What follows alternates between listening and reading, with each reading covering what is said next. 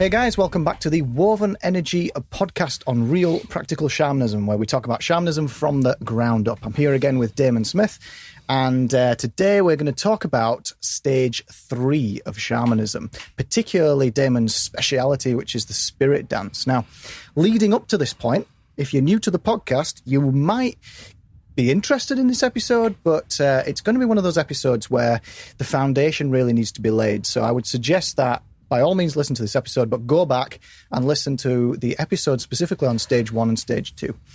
That's Chelicity in the broadest of sense. That's episode 7, 8, and 9. And then the breath, stage 2, which I think begins around about episode 16, 16, and then there's about 10 episodes on it. So, go nuts with that. So before we get started with stage 3, Damon, you've started another podcast with a colleague, Graham Barlow, called the Heretics Podcast. And I was just wondering whether some people who are listening to our podcast might be interested in that, considering it's you and considering it's all about what we call the miasma on this podcast. Yeah. So do you want to introduce the Heretics Podcast a little bit and maybe see if people want to go and check it out? Yeah, I mean, me and you had the idea for the Heretics podcast originally. We called it the Miasma podcast, didn't we? The miasma being that aspect of society that is a kind of group of cultural assumptions or a group of cultural understandings that, while they may or may not be true or real, are accepted unquestioningly within any given society.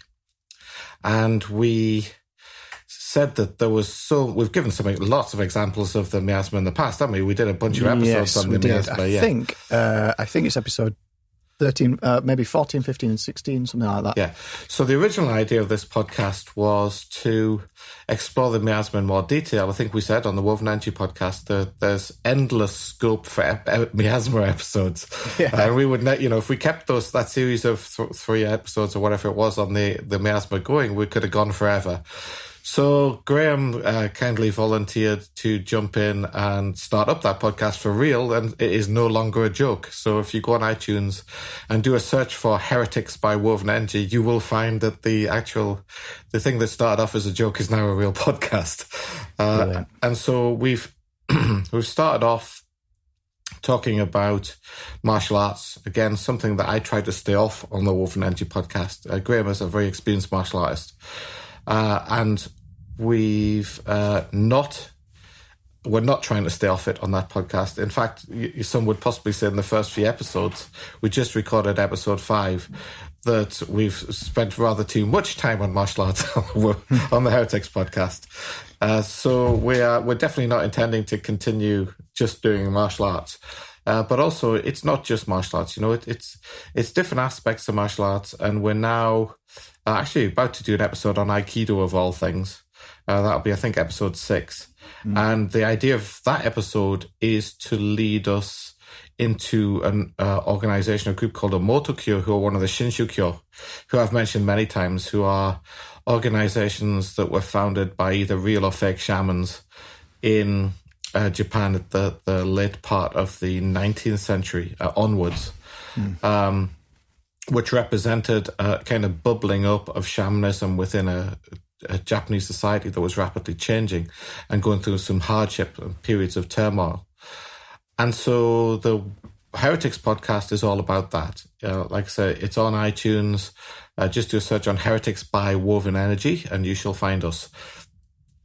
Perfect. Fantastic. So, go check it out, guys. See if it's for you. And, you're going to explore all sorts in that podcast. I imagine it's going to be one that just keeps going and going and going. And sure, you can't plunder the depths enough on the miasma, can you? So, and keep you going for a long time. We want you on this podcast as well, though we know you are a busy man. One day, definitely. Well, once you've finished with the martial arts, I'll pop along. We can do it that way. Cool. Okay, so stage 3. So we've started out this, we've talked about stage 3 a few times, but I don't know about you, Demo. My personal feeling with stage 3 so far on this podcast is it's been a tiny bit muddled. I don't know whether you agree. I just feel like we haven't really laid the groundwork for what stage 3 is. When we kind of have, but I guess it's so.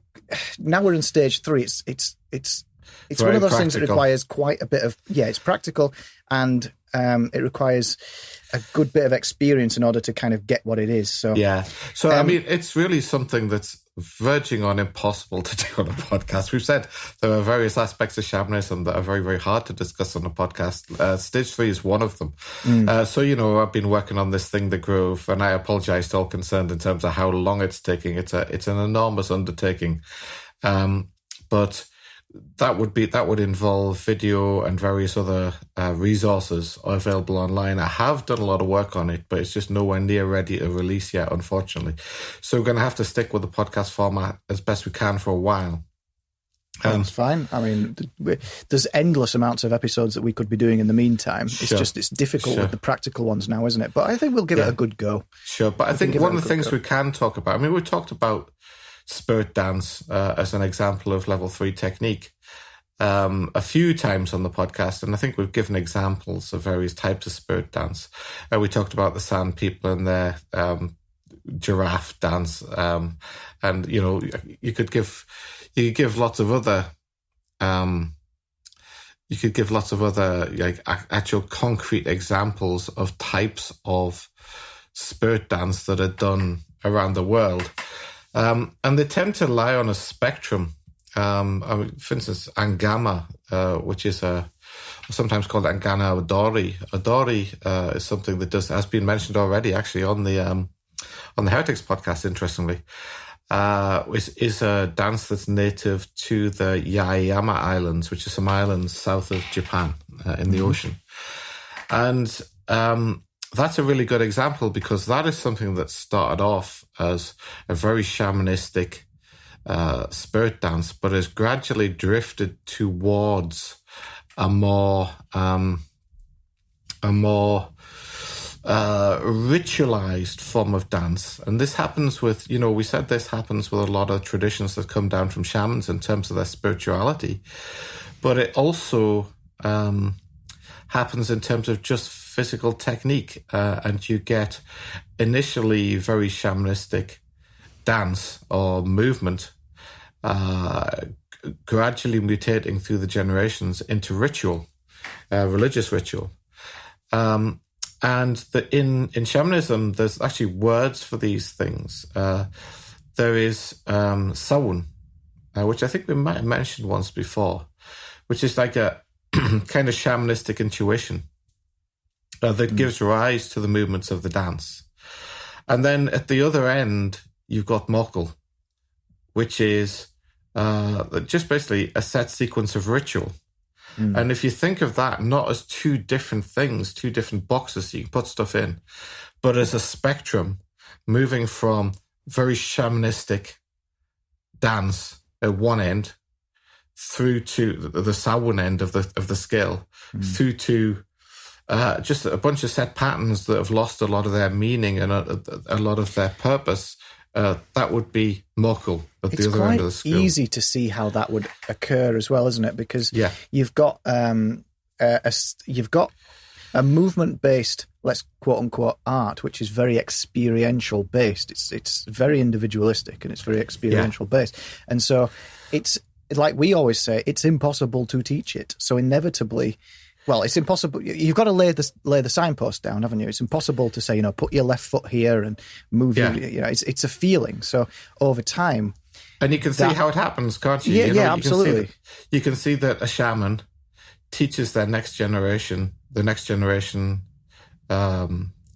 the next generation people who take on what they've been taught. They were taught a couple of things. They were taught the technique, and they were taught the principle or feeling or shamanistic foundation of that technique. But then perhaps some of those students weren't as diligent or didn't have the opportunity to get a kind of full transmission from the shaman. Yeah. And so what you see is they take on the mechanics of the technique. They take on the physical movements of the dance, but it's no longer a shamanistic technique. It's just a set of movements that they learned But because they did learn it from a real shaman, they're within their rights to say, oh, this is shamanism, this is real spirit dance. And then they teach it in a formulaic kind of way. You put your right foot forwards, then you put your left foot forwards, then you put your hands up in the air, that kind of thing. I've been there with a certain group that were... But I guess what you're referring to, I've got used to talking about martial arts now. I've been on the Heretics podcast show. Fair enough. So it's something that's happened in the martial art known as Xingyi, big time in modern times, where it's based on a bunch of, it's very, very shamanistic art originally. It's based on a bunch of animal strategies or animal flavors, what spirit dance isn't, frankly.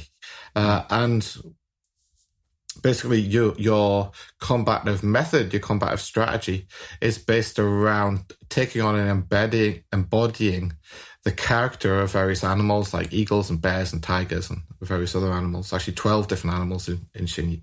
Yeah.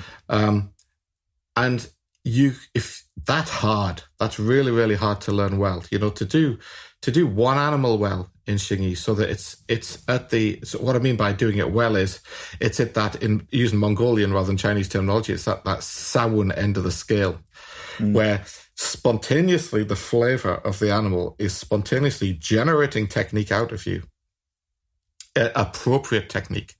That's not good technique, bad technique. It's just appropriate technique to the situation, to what's going on out the outside world, in fighting to what the opponent is doing. Yeah. Versus this particular movement was taught to me by my teacher, and he said this was part of the tiger or the bear, for instance. Yeah. And so now I'm going to teach you tiger. Do this movement just like I'm doing it. Yeah. And that's way over at the ritual end, at the Mogul end. And you can see how that happens because certainly in the Chinese martial arts in the modern era, the amount of contact time with teachers, between teachers and students, has plummeted over what happened in times past. So you can think of, if I take one of my teachers, I spend virtually all day, every day with a guy. At the other end of the scale, I might turn up to a class once a week. Yeah. So those two things, spending all day long every day with a shaman, you get kind of by osmosis, you get that Sawun end of the scale. But when you turn up once a week, the teacher himself has to start to compartmentalize, to simplify, because he has not got enough time to transmit to you what you need to know. And he tries to think of ways in which he can transmit it more quickly. If you once or twice, even 3 times a week, for a couple of hours, he has to package it up for you. But that very packaging up is the problem. That packaging up is the start of turning into ritual. The same problem happens when you want to train something like that to the masses as well, doesn't it? It's like if you want to package up something quite nuanced and quite experiential, and you want to package that up so that the masses can absorb it, you ain't going to do it. You've got to simplify it. And interestingly, that's exactly what happened with a motokyo. And gave rise to Aikido. Aikido, in many ways, was the packaging up of a motokyo. Yeah. So if you're interested in that, then hop on to the next episode of the Heretics podcast. It's another plug. So let's rewind and stage 3. Stage 1, we've got Chillicity. Yeah. Episode 7, 8, and 9. Stage 2, we've got the Amskar, the breath. Yeah. Stage 3, we're now beginning to get into more complicated movement-based. Yes. Well, particularly for your expertise, which is the spirit dance. Yeah. But I mean, no matter what stage 3 technique you take, it's very, very unusual. It's very, very unusual to find a stage technique that has no movement at all. Very, very unusual. Yeah. And we haven't even got onto the journey. I mean, so I imagine that a lot of people instantly, when they think of shamanism, think of journey. And we're at episode 33, is this? 33 or 34? I don't even know. And we haven't even got onto the journey yet. Yeah. Well, you say haven't even got onto it. I'd say we've gone a long way towards it compared to what you might find out there. Because remember, when we're talking about the spirit journey, we're talking about doing it for real, right? We're not talking about pretending. We're not talking about just lying back and imagining that we're going on some kind of spirit journey, Eichal in Mongol. We're talking about doing it for real. So, I would suggest that the Woven Energy podcast, although we're on our way towards that, I would say we've probably gone further than 99% of what's out there in terms of doing it for real. Of course, so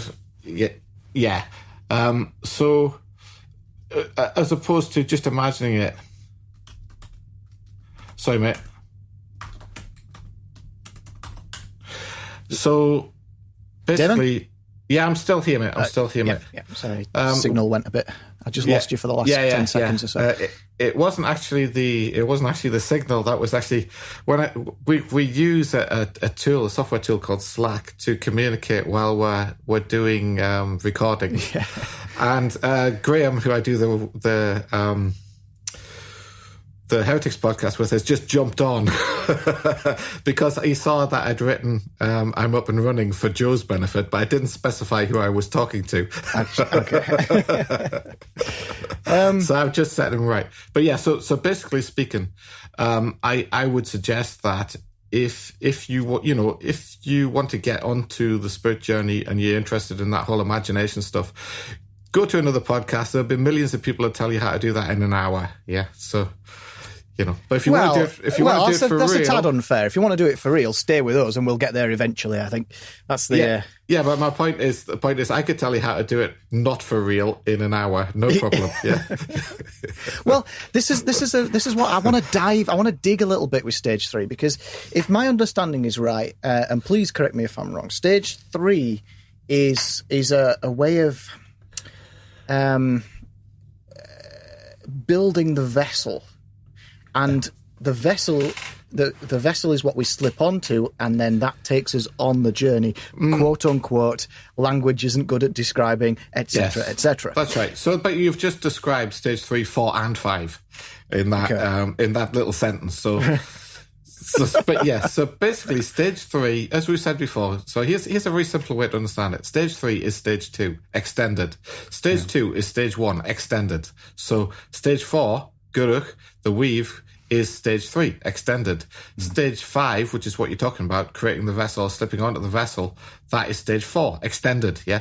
So these things are not different from each other. They're the same thing, and they're kind of building and building and building towards that. Yeah. But here's the fundamental problem with it. We keep using this. I keep using the analogy of a pagoda, which suggests it's something to do with Buddhism, and it really isn't. But the way that one floor of a pagoda is the support or foundation for the next floor. This is what we're talking about doing the journey for real. If those floors are weak and you start building more and more floors on top of them, the whole thing collapses, right? So any effort that you put into one of the floors below is strengthening that floor. Yeah. So effort that you put into stage 1 is the best effort. The effort that you put into training Chillicity, which we know we've had some good feedback of some of our regular listeners, and we know a lot of people are out there working on it. And we've also had some great success stories come through with people getting stuff out of working on Chillicity, which is fantastic, But what I'm saying is, working on that stage, working on stage 1, if you want to do the journey for real, in a way is more important than doing work on stage 2. And in a way, doing work on stage 3 is less important than doing work on stage 2. And doing work on stage 4 is less important than doing work on stage 3. Because if you go all the way to stage 6, Eichel, which is stage 6 out of 7, which is what people call the journey, then you if you're unable to achieve that, it doesn't mean you haven't worked hard enough on the journey. It doesn't mean you haven't worked hard enough on stage 6. It means you haven't worked hard enough on stage 4, 5, 6, 1, 2. Do you follow what I mean? Yeah. Because honestly, if you're rock solid on stages 1 through 5, that's Bhaktamste Sab, Amska, Sam, or mate, I can attest to the fact that if you're rock solid with Chillicity, and I'm not rock solid with Chillicity, but I'm a little way along, and even just that, your life changes for the better.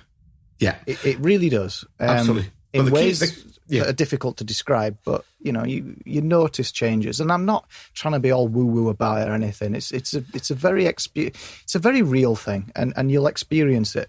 Absolutely. And ditto Amska and ditto Bobichik and so on, yeah. But the key point I was making is, if you're rock solid on stages 1 through 5, you will have no problem with the journey. Falling off a log backwards. Easy peasy, yeah? If you're not rock solid on stages 1 through 5, then you'll have big problems trying to Eilach. Well, or you will think you're doing Eilach. Oh, we know that already. Yeah, I mean, if you're in that mode, then you haven't even done stage. You need to work on stage 1. Yeah, so hopefully, if you're working hard enough on Chelicity, then if you worked hard on Chelicity, then if you're rock solid on stage 1, you know whether what you're doing at stage 6 or 5 or 4 or 3 or 2 is nonsense or not. Yeah. Okay. If you don't know that, if you're just imagining it, then it's not stage 2, 3, 4 or 5 you need to be working on, frankly. So we've spent a long time on stage 1. We've spent a long time on stage 2. So is it prudent for me to ask now, what is stage 3? Yeah, absolutely. Stage 3 is an extension of stage 2. So stage 2 is like the door, right? It's like using our body as a door into nature. Our body is physically the closest thing to us that is part of nature. And animism, shamanism, their intuition has long been that nature does not involve very much separation, that things are far more connected than the average person in the street believes or feels that they are, or subconsciously interacts with the world in a way that suggests that they have built a picture of separation. A shaman interacts with the world in an undifferentiated, unseparated way, of which these 7 stages that we keep talking about are kind of a path towards losing the differentiation that we learn as part of our miasmatic upbringing.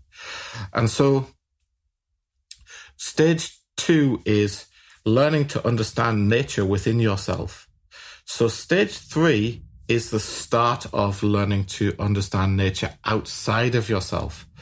And in order to interact with nature that's outside of yourself, some movement is not 100% essential, but it's very, very beneficial, because you're moving through the thing that it is you're trying to understand, i.e. the world outside of yourself.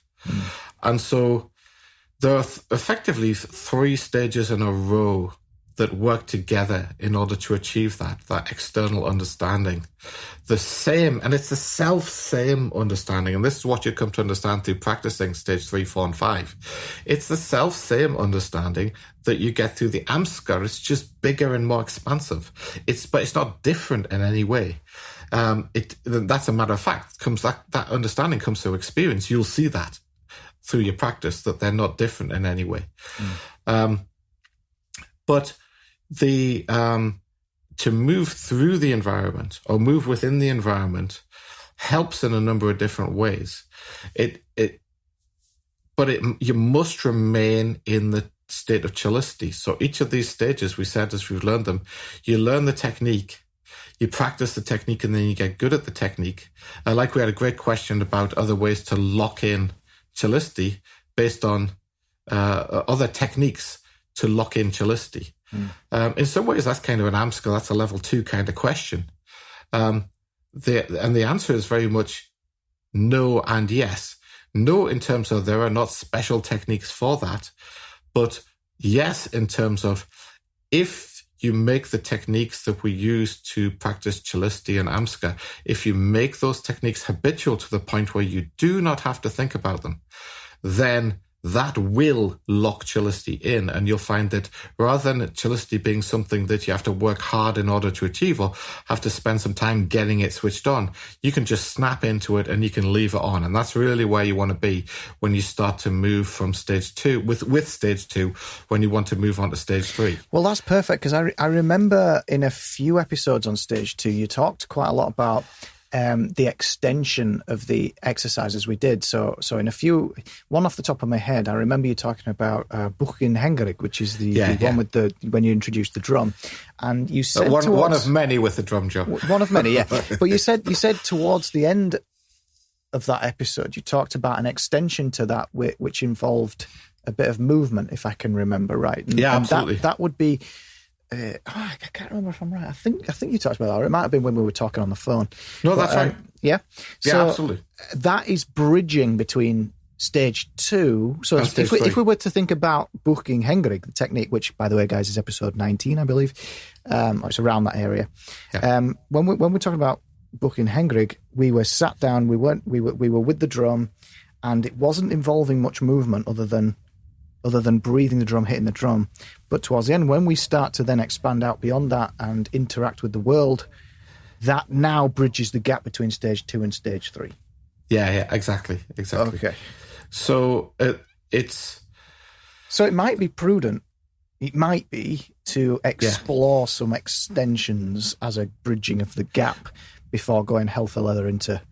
But they're all, but they all are extensions. Remember we talked about the Tillin technique, the Tillin technique for Chillicity, but the Tillin technique is also Amskar, and the Tillin technique is also Bobichig. It's also stage 3, so it is a lead-in.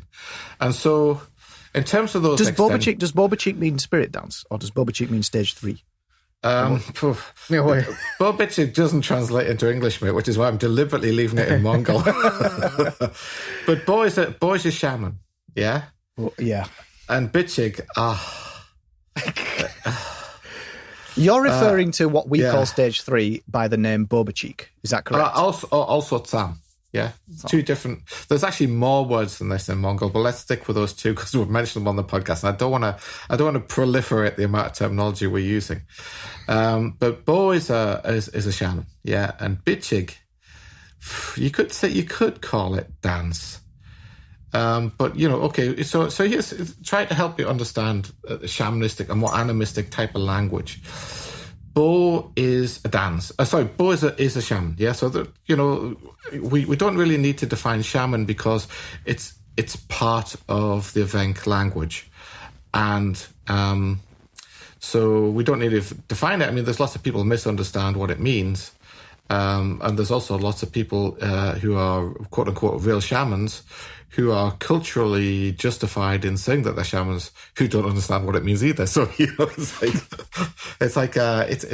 a spectrum, and it comes back to that same spectrum we're just talking about. The Samhain at one end, very, very shamanistic understanding of the same thing as Morgul, which is a ritualistic understanding of the same thing. Yeah.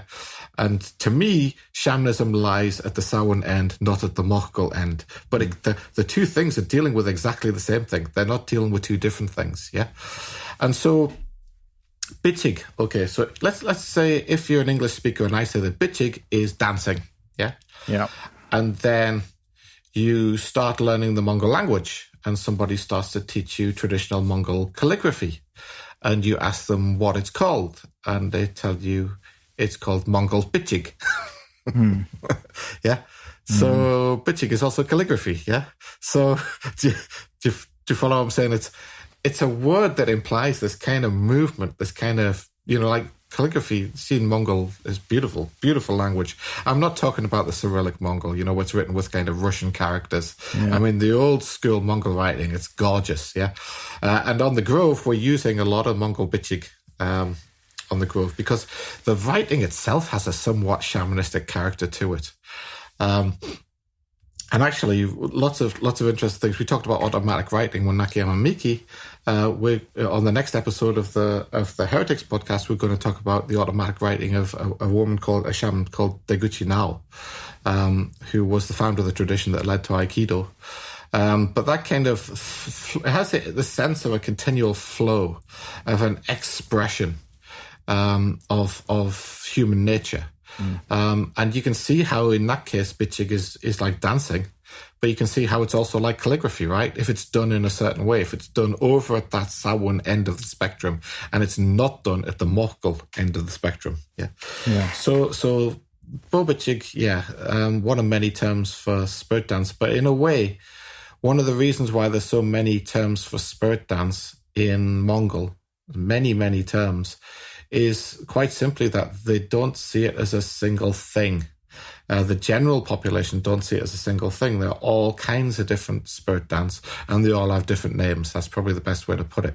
So if you say Tsam to most Mongols, and even if they've heard of the word today, they probably think of something very Tibetan Buddhism related that does involve something that looks like spirit dance.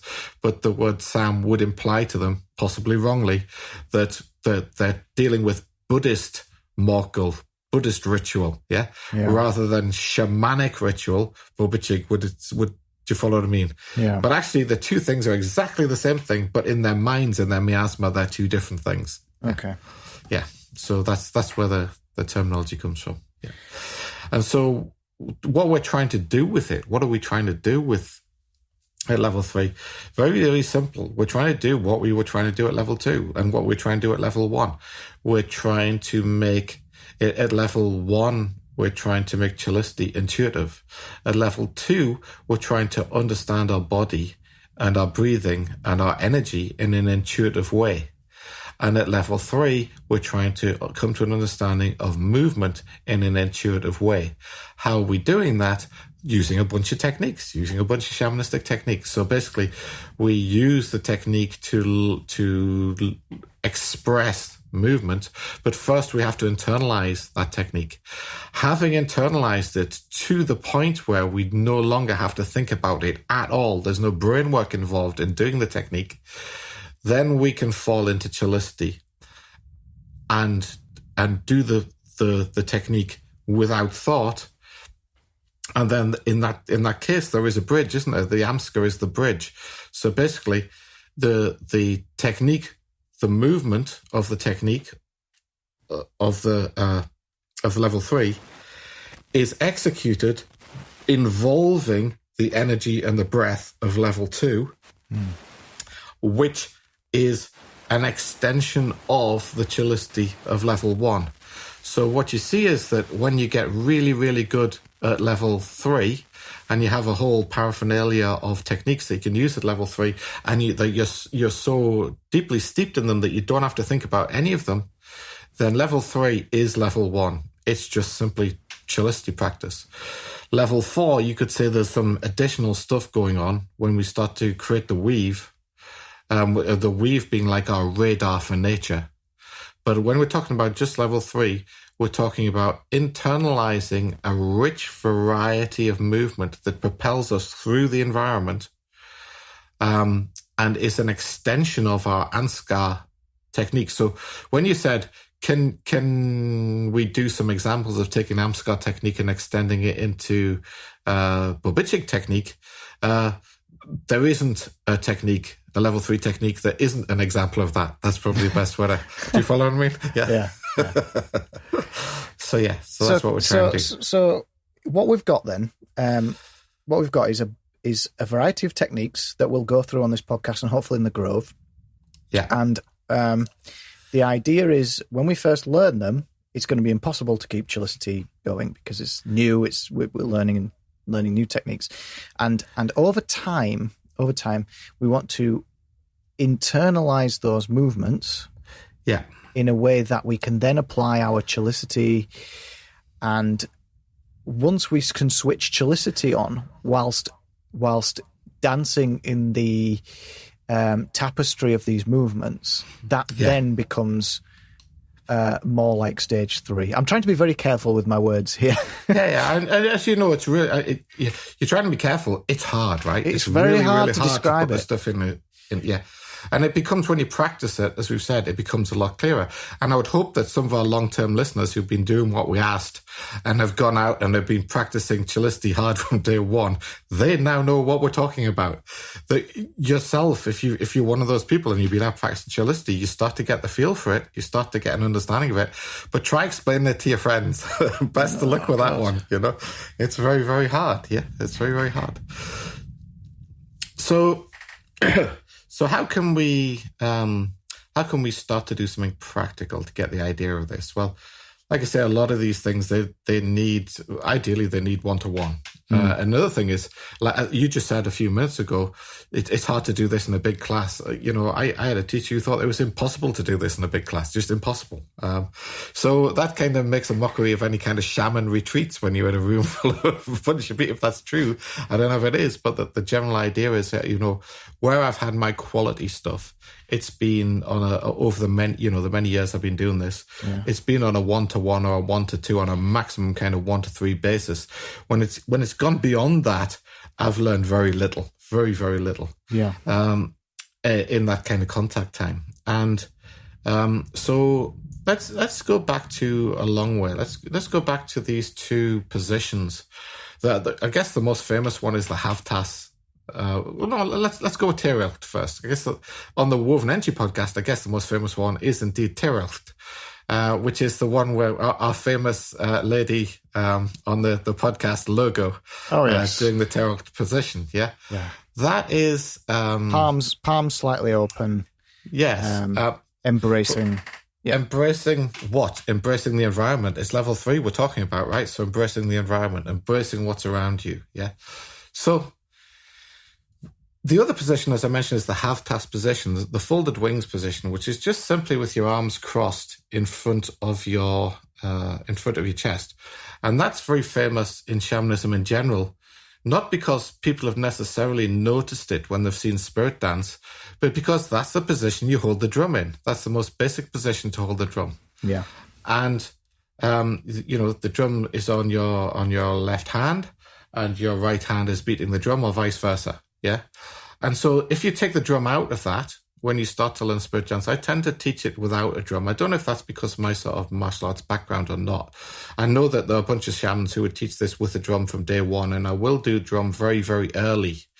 But sometimes I think easy just to get the movement without it. And you do see shamans actually doing this without the drum very often, more often than not. So the Havtas position, which with the hands crossed in front of the chest, and the Terelt position with the hands open, the palms slightly pointing upwards and basing the environment, that does lock into the Amska, yeah?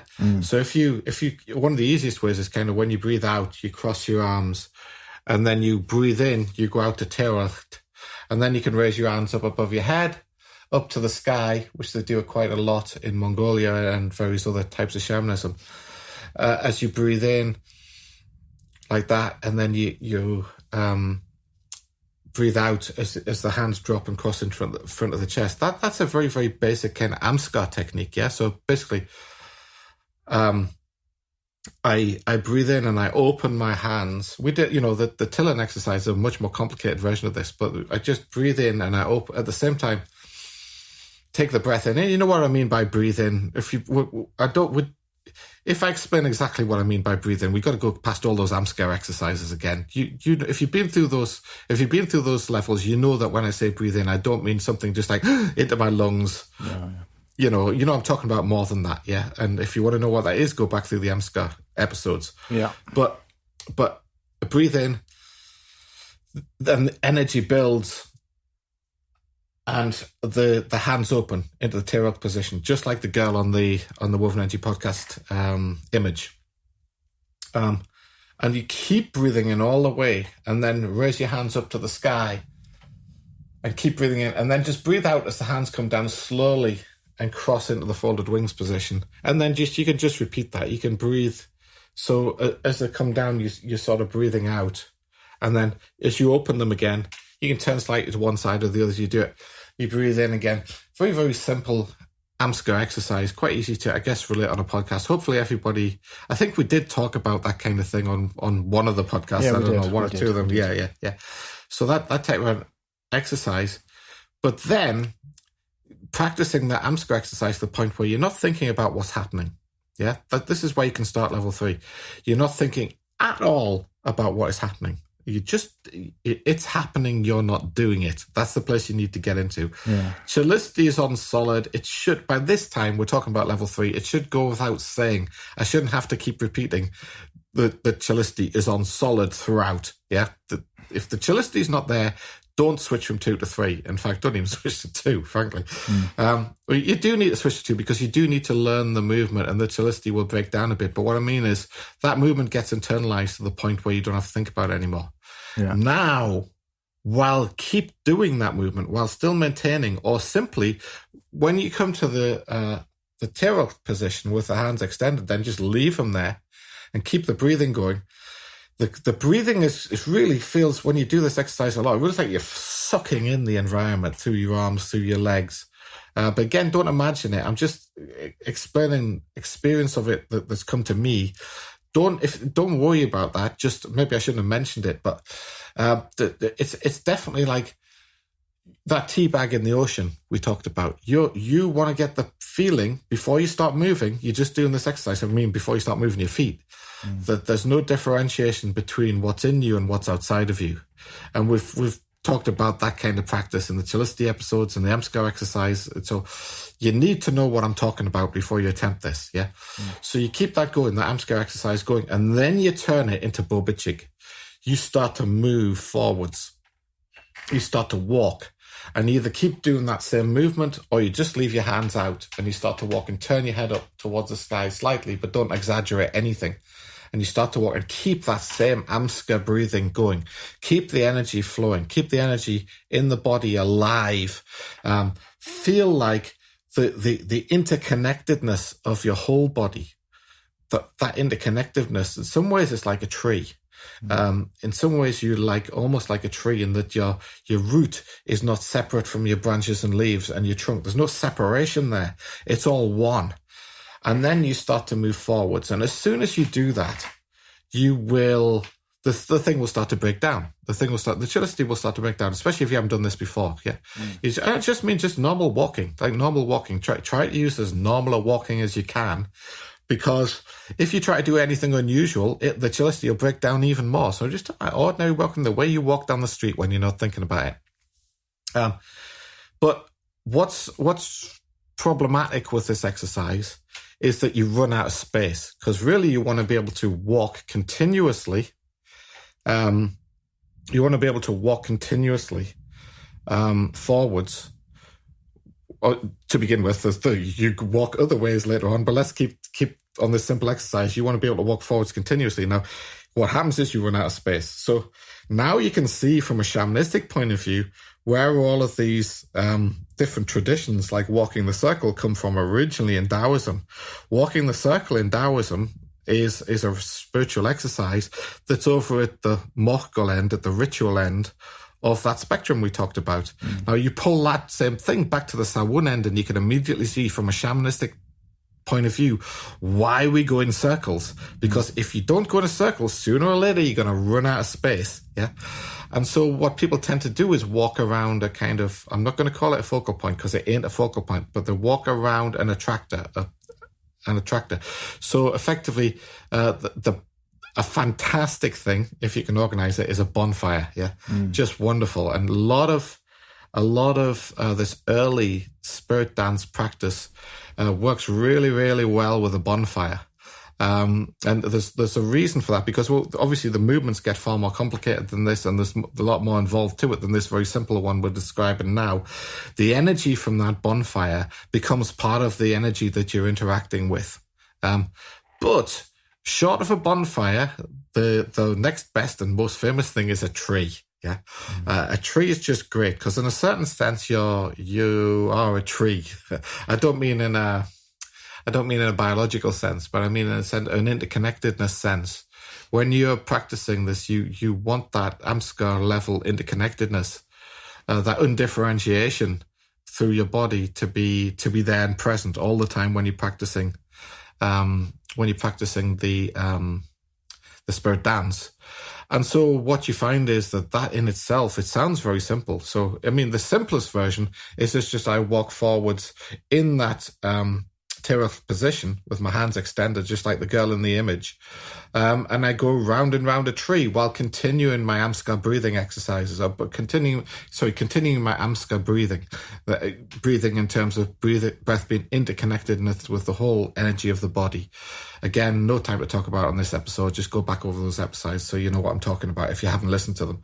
And just keep that on and maintain chillicity. And you'll know when you're ready to do the next bit because you won't have to think about it. It'll just be there. And what you'll find also is almost the feeling, don't imagine it, don't imagine it. The chillicity has to be there or you won't know whether you imagine it or not, of dissolving into the environment. And we talked about that. There are chillicity exercises and Amskar exercises that do that. So here's an exercise where you will feel like you're dissolving, or either that or the environment is coming into you or you're going into the environment.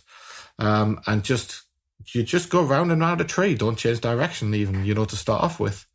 When that's happening, you're not thinking about it. You're not thinking, oh, what's the purpose? What am I getting out of this? What profound things am I learning from this? When you're not thinking any of that stuff, there's nothing there at all. You're just there. Almost, and it has a sense of almost flying forwards because you're not aware of what your feet are doing. In the conscious sense, you're just moving forwards and you're going round and round this tree, but in a way, you're not. In a way, the whole thing becomes just movement. And in a way, it becomes a representation, a microcosm of the macrocosm of the whole universe itself. And in a way, it becomes a lot more and a lot less than walking round and round a tree with your arms out. Yeah. So when you get into that place where you by this stage, hopefully you're well aware of what chillicity feels like. When you feel the chillicity come on strongly in that particular exercise, then that's probably the time to start doing the sort of, you open your arms from Havtas into terecht, raise them up above your head, embrace the sky, and then bring them down again, and just keep walking. Just keep going round and round and round. And then, and you want that to be very smooth. Remember, we don't want any kinks in this stuff. We don't want any cuts in the movement. So it needs to be very, very smooth, the movement. So remember, what we don't want is terecht. Yeah. Well, this is what I was going to ask you about. Yeah. When you say terecht, just so to put people in the picture, terecht is cut, right? So it would be it's a cut in the energy. Because you see this in like in wild apes and animals and stuff where they go like side, and you sometimes see they just do it, right? Chimpanzees do it a lot, and it's interesting. It's interesting. I don't want to go down any dark holes, but when you see people who are maybe have mental problems, you can see this in them as well, where they go left, right. I don't, I'm not reading anything into it, but it's interesting. That's all I'm saying. Well, you view it as a mental problem, yeah. Through our miasma makes us see it as a mental problem, yeah. One of the most profound experiences I've had so far is that, and that's why I sometimes talk about it perhaps a bit too much on this podcast. But that whole thing meant a lot. It put a lot into place for me. That comes out naturally. What I don't want to do is start teaching people to do that. I mean, you see, I think even on the little video clip that I did for the Grove, there are some shamans with drums doing exactly that. But if you look, they're not deliberately turning side to side. Whether they're beating the drum. I can't remember which part of the clip it is. You know the clip I'm talking about? It's like a little video clip. It's on wovenenergy.com. Which incidentally, we need to do a revamp on that site. The performance on that site is not good. That is in the pipeline. But that particular video, you'll see a shamaness sitting on the ground, and she's doing exactly what you're talking about, that turning side to side. But another key is, my suggestion is, do not copy that. Don't copy that. Don't try and do that movement, because if you look at yourself in the mirror, you try and copy it, and you look at yourself in the mirror, you'll see a radically different character between you doing it and that shaman doing it. Probably, if you try to copy, because that is something that comes out. It's not something that you put in. Does that make some kind of sense? Yeah. Well, that's what happened to me. I had no idea about it. I had no idea what was happening. It just happened. and and then I snapped out of it, and I was like, oh, what was that? So interestingly, I said I'd done some initial filming for the Grove. This is one of the things that I filmed, and I did this episode, this video of trying to teach people how to do that. And then I just realised I got the end of it, I thought, this is completely pointless. So that's one of the episodes that's already been scrapped on the Grove. All right. Because it will come. It will come. If you start to understand level 3 and level 4 especially, it will come. You won't need to be taught how to do a lot of these things. If you were doing... So let me just ask you. If you were setting out to do stage 3 and you ended up doing that cut movement where it's very basic movement side to side to side, but you were in a state of chillicity and it was all those foundations were covered, would you class that as the absolute starting point, the absolute bottom of stage 3?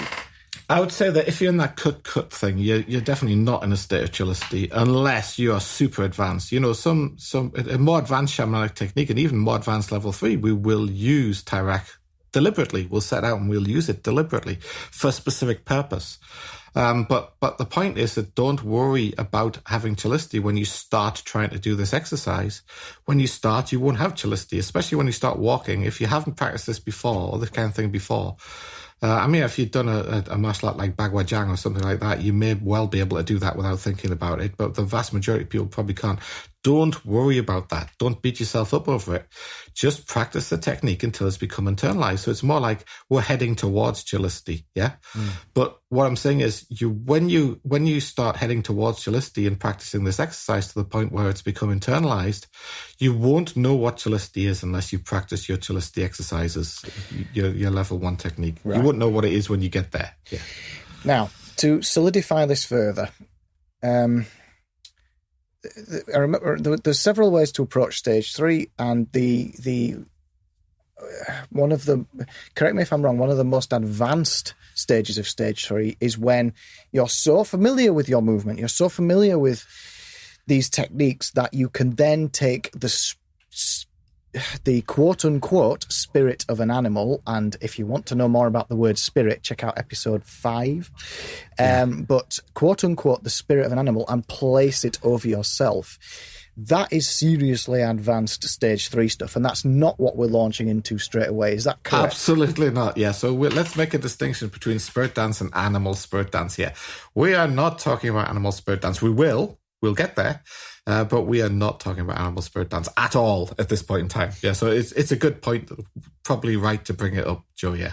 So in terms of spirit dance, it's about doing what you've talked about in this episode and then slowly over time building up your repertoire of techniques that will build over time to give you a tapestry of movements. So there's this that we said there's a depth and breadth thing here, yeah. So your repertoire of techniques, you definitely in some ways it's much better in terms of level 3 in every level. In some ways, it's much better to concentrate on a small number of techniques and really internalize them and get good at them and understand variation or start generating spontaneous variations in them, rather than picking up a smorgasbord of techniques, as you probably were. I'm probably, it's like the pot calling the kettle black with me, given that I do indeed have a smorgasbord of level 3 techniques. But basically, what's more important is to have a small number of techniques that you're good at. Yeah. But the advantage of the advantage of the depth is that you get a sense very quickly of what level 3 actually is, what it's about. We talk about the whirling dervishes, right? Classic example. Yeah. The super simple technique, Sufi dance. Super simple technique, but you can get a sense of a very limited sense of what level 3 is all about through doing that quite easily. Yeah. At the other end of the scale is Uncle Damon's animal spirit dance smorgasbord. The advantage of something like that is that the radar you're creating for nature in that type of spirit dance is incredibly rich and varied. And so being able to do spirit dance well, there's a propensity to limit the range of technique you're doing in it, to get the chillicity going. to get the chillicity fully extended through the technique. But on the other hand, the purpose at the next level, at level 4, the guruch, is to create the weave, which is like a radar. And, you know, that's when the scope, that's when the breadth. So you think it's depth helps you at level 3, breadth helps you at level 4. But you can't get the breadth at level 4 unless you've got the breadth at level 3. That's probably the best way to put it. Yeah.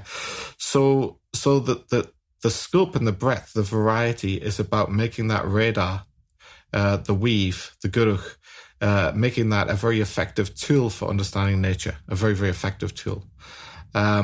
Whereas just getting the general idea about what level 3 is about. So probably a better way to look at it is you start off with a few techniques, and then just once it's internalize each technique, which might take you a while, doesn't matter, you know, it takes you a few months or to internalize even 1 or 2, that's fine. And then you start to be able to do that technique and you start to get a flavor of what level 3 is all about. But then you take on a new technique and that breaks down the chillicity and you have to build it up again and the chillicity extends back through it. And then you've got 3 techniques, say, that you can, and of course these things have variations, spontaneous variation and all this type of stuff. And then you get through that and that takes you a little while and then you have 4 techniques. So what happens is you can get your breadth, if you limit the number of techniques you're doing to start off with, you can get your depth quite quickly. And then just over the natural, if you keep practicing your shamanism, keep putting pennies in your little piggy bank of shamanism with the stopper missing at the bottom, you can over the years extend it out and out and out. And, you know, that's really why I have a smorgasbord of techniques. It's not that I'm particularly have a propensity in that way. It's just I've been doing this stuff for so long, you know, we're talking 30 odd years, you know. I didn't start off with a smorgasbord of techniques, that's for sure, you know. So when we are embarking on stage 3, and for argument's sake, let's say stage 1 and 2 are solid, so we're ready to embark on stage 3. The techniques are a way of equipping the body with the tools in order to channel the movement, because it's not like we're moving for the sake of moving. We're moving because that's what the environment wishes us to do. Or no, not exactly. Not exactly. I know it's hard, mate. You're hinting on something, but it's not exactly that. The best thing when you're starting to learn stage 3 is not to worry about stage 4. That's probably the best. And what you're trying to do there is you're trying to get meaning from stage 4 and stage 5, the guruch and the Mordok. You're trying to explain that while we're trying to explain stage 3. So it's not the case that in stage 3, it's the environment that moves us rather than we move ourselves. It is the case, but it's not the case. Yeah. So it is the case in terms of if you're doing stage 3, let's just use the word correctly. Or if you're doing, okay, so let's break down the question, that same spectrum we were talking about. Ritual versus intuition, yeah? Sawun versus Mongol. Let's start using these terms, because these are terms that we've used very much, Mongol terms we've used very much up till now. Let's start using them, because I think they're really helpful. Yeah. So the answer to your question in terms of Mongol is no, and in terms of Sawun is yes, but the answer is to the self-same thing. So basically, to put it another way, if you're moving as part of nature, if your spirit dance is part of nature, then it will be no different. You know, it'll be no different from what's going on within nature. There will be no differentiation there. So in a way, your assertion that nature is deciding, or the environment, which underlying the environment is nature, is deciding what we're doing. Well, if you think it's the tree you're going around that's deciding what you're doing, to a certain extent, you're wrong. But on the other hand, if you think it's the principle that underlies that tree and you that is not different, it's the same in both cases, then you're right. Got you. Yeah. Right. So these techniques build over time. These techniques give us a way of creating a weave. The purpose of stage 3 is to create a weave, but you need to, it's like, you know, if you want to think of if you think of the weave as a painting, yeah, if you've never done any painting in your life, you aren't going to get a canvas and a set of oils and immediately paint a Rembrandt, right? It's just, or something that looks like what Rembrandt could do. Yeah, it ain't going to happen. You have to learn the basic techniques of that first. Yeah, you have to, and so this is, in many ways, if you think of stage 4 as like actual painting, this stage 3 is like learning how to mix the paints. Got you. Yeah. That makes sense. Yeah. And one final question before we finish, because I think we're definitely approaching the hour here. Sure. The 8 trigrams. We've talked about the 8 trigrams on this podcast before, and I think we might have jumped into them a bit too soon, but we have talked about them. Yeah. Am I correct in saying that the 8 trigrams represent 8 very fundamental movement, well, okay, on quote unquote changes. Techniques. I was going to use the word techniques. No, it's not techniques, Right. it's changes. Changes, Yeah. okay. They do indeed, within nature, within that, I said that the principle that underlies the tree and you, and the grass, and the sky, and the clouds, and all of that stuff, the underlying principle of all that. Miki called that ri in Japanese, ri. Just means the principle, the underlying principle of nature. That underlying principle, I think we mentioned bohan at one point in time as well, in terms of Mongol. That would be a Mongol word for it. Within that underlying principle of nature, we see which that principle doesn't stay constant. It has a constant change right from the beginning of the universe. There's been a constant change going on. And those changes are myriad. Yoshida Kantomo called it the Yorozu no Kami. I think we mentioned that at some point in time. The myriad kami, the myriad principles underlying nature. But they're all one thing. Actually, there's another word for the same thing. So we've got Miki called it ri, in Mongol bohran, and Yoshida Kanatomo called it taigen. Taigen, yeah. So, it doesn't matter what language we're using, mate. It's all the same stuff, yeah? Yeah. So, but what you do see is commonly recurring patterns within those changes, and that's all the 8 trigrams are. They're just representations of commonly recurring patterns within the change within nature, yeah.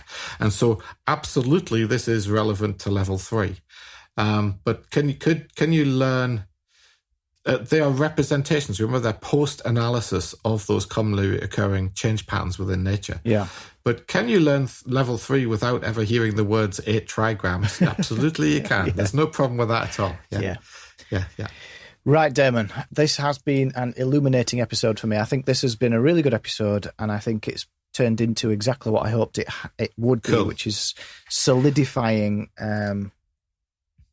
to as best as we can what stage 3 actually is.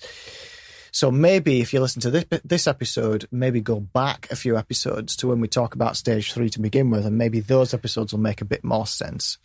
And just to note, we've given a practical technique in this episode. Yeah. Don't forget, it was like, go and do it. Go and do it. Yeah. Hey, well, we must keep slipping in these little practical techniques, because I know you've just got endless amounts of them. So whenever it's relevant to talk about them, we'll try and slip them in. I remember you talked about... I'm just going to revise what I said there. If you've been doing the techniques for level 1 and level 2, go and do it. If you haven't, go back and do those. Yeah. Ever the teacher. All right. Well, thank you very much, Damon. I think that's been fantastic. I hope, guys listening out there, I hope you've enjoyed this episode and it's maybe crystallized a few things that we've been talking about recently. We will keep this going and we'll try and explore stage 3 in some depth. There's endless amounts of things that we could be talking about as well, so I'm sure we'll just keep going and get through them all as time goes by. So thanks a lot, guys. If you go to wovenenergy.com, if you can, I mean, Damon has already mentioned it, but the website is slightly slow at the moment. But if you can grab hold of the Get Started episode, then I do, that's wovenenergy.com/start-here. Then I do prod Damon a little bit and get him talking about a few more controversial things, which, funnily enough, I think you're a little bit easier about these days, aren't you? Yeah, well, it seems to be. I don't know if it's just Graham's effect on me. But he seems to have dragged me into some extremely controversial stuff, at least in terms of martial arts, which I normally don't like to talk about on the Heretics podcast. I normally cringe at that stuff. Yeah, well, so that is another point to say, go check out the Heretics podcast if you haven't done so already. And of course, let us know what you think. So we'll call it a day there. Thank you ever so much, guys, and we will see you in the next, or you could listen to us in the next episode.